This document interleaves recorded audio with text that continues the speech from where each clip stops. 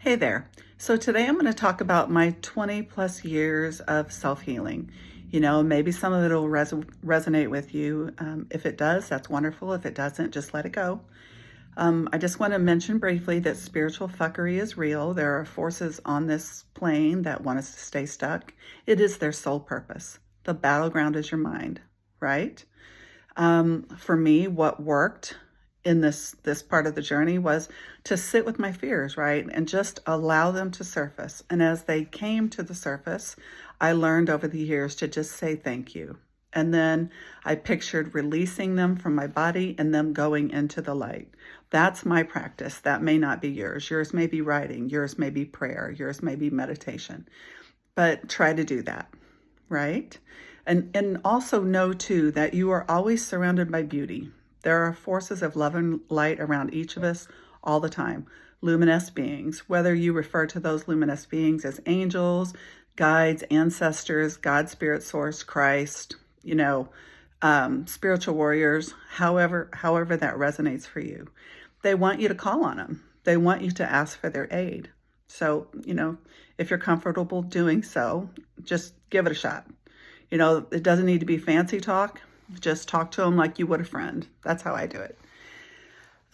Nature provides a wonderful opportunity for healing.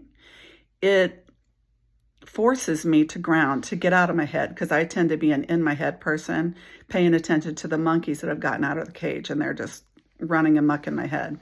So being out in nature, I have no choice but to pay attention, right? If I'm not watching where my feet go, if I'm not listening to my breath, I'm going to trip over a root and fall on my behind. So that and my connection to Mother Earth. I happen to believe that Mother Earth is a sentient being.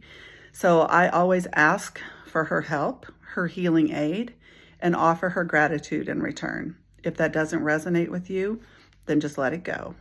And then for me, this was a really big part of my story. So my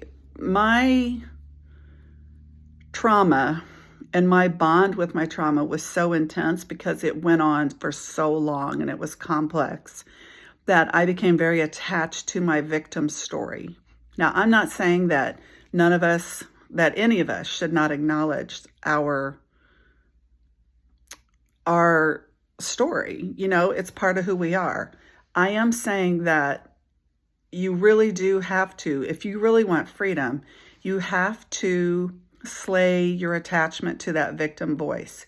For me, it played like a bad 8-track tape in my head, and it just went over and over and over and just kept looping.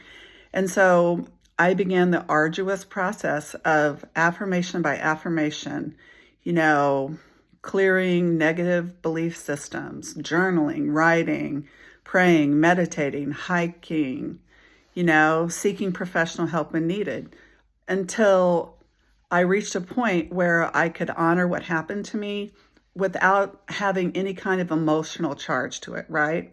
And I learned to be relentless. Not only does it build resilience, right? But for me, and it may not for you, but it did for me, it helped me deepen my relationship with Creator Source Spirit.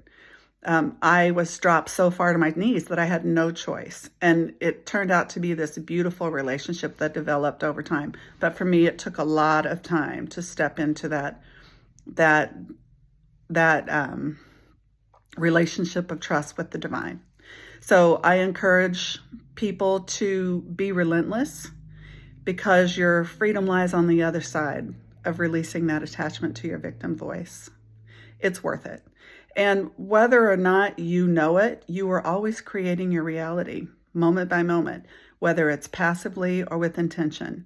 So don't take the back seat to creating the dream life, like your dream life. Don't take the back seat. So blessings, sending love and light to all. Talk soon.